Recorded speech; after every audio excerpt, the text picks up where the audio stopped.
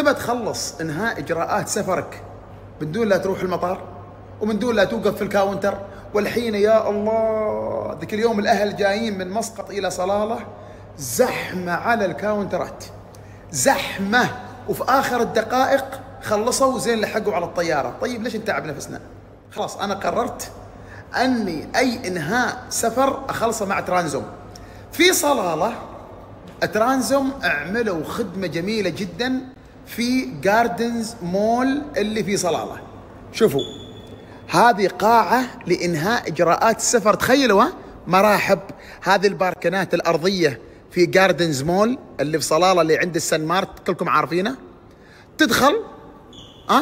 تدخل وتخلص اجراءات السفر من دون لا توقف في الكاونتر بالمطار، من هني على باب الطياره مباشره.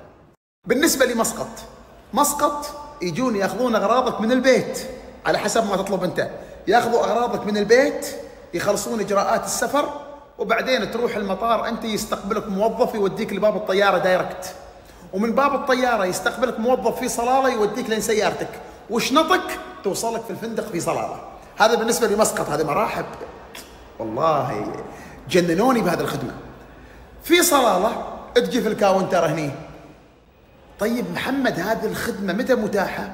متاحه الين قبل موعد سفرك ب6 ساعات، من 6 ساعات الى 24 ساعه.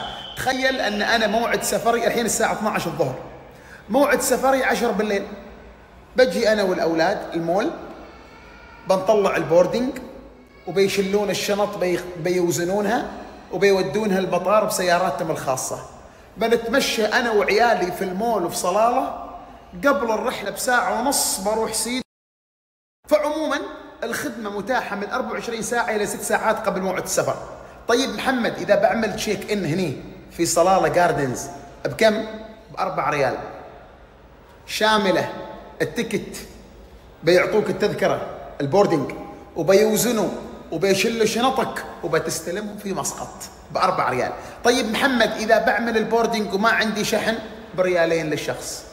ايش تبون اكثر من كذي؟ خدمه مراحب من ترانزوم، بلا عوار راس، بلا انتظار في المطار، بلا روحت عني الطياره، بلا اغلق الكاونتر. خلص عند الجماعه هني اريح لك. شكرا على الخدمه، بيض الله وجوهكم. ولا اوقف في المطار بعد اليوم، اجي عندهم هني باخذ البوردنج وبروح سيد الطياره، وفي البيت اخليهم يشلوا الشنط من البيت. مراحب ترانزوم، السفرات الجايه عندكم.